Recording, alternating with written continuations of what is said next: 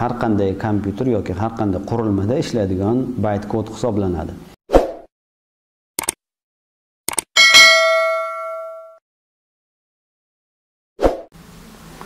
Assalomu alaykum hurmatli kanalimiz kuzatuvchilari. Bugun biz sizlar bilan Java va JavaScript haqida gaplashamiz. Java va JavaScriptning oddiy so'z bilan ifodalanganda qanday farqlari bor? Java o'zi nima, JavaScript nima? Javani o'rganish kerakmi yoki JavaScriptni o'rganish kerakmi? Shu savollar bilan ko'pchilik murojaat qilishadi. Biz sizlarga bu haqda ma'lumot berishni lozim topdik. Birinchi bo'lib Java haqida gaplashamiz. Java o'zi nima?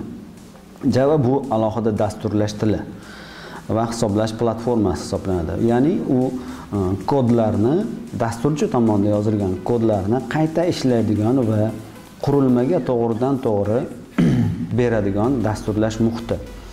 U 1995-yilda Sun Microsystems tomonidan ixtiro qilingan va bu alohida Java ilovasi Javaning virtual mashinasi yordamida har qanday kompyuter yoki har qanday qurilmada ishlaydigan bayt kod hisoblanadi. Shuning uchun ko'pgina saytlar Javada ishlamaydi. Java o'zi tez, o'ta tez va o'zining maxsus himoya tizimiga ega bo'lgan va ishonchlilik darajasi yuqori bo'lgan dasturlash tillaridan biri hisoblanadi. Javani hamma joyda ko'rish mumkin. Misol o'yin pristavkalarida, qaysi tur kompyuter dasturlarda va mobil ilovalarda juda ham ko'p uchraydi. Javaning eng yaxshi tomoni bu mutlaqo bepul.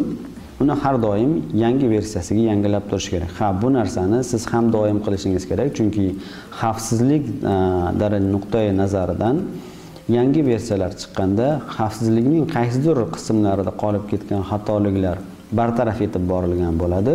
Shuning uchun maslahatim Javani siz ham doim yangilab boring. Endi JavaScriptga to'xtaladigan bo'lsak, JavaScript o'zi nima?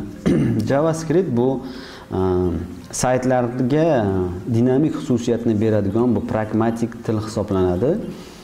Javadan farqli o'laroq u NISD kompaniyasi tomonidan ishlab chiqilgan, ixtiro qilingan. O'sha vaqtlarda nima uchun bu ularga kerak bo'ldi? JavaScript ya'ni saytlarga dinamik xususiyat o'sha vaqtda yetishmasdi. Nimadir yangilash kerak bo'lsa, ya'ni har doim sahifani qaytadan yuklashga to'g'ri kelardi.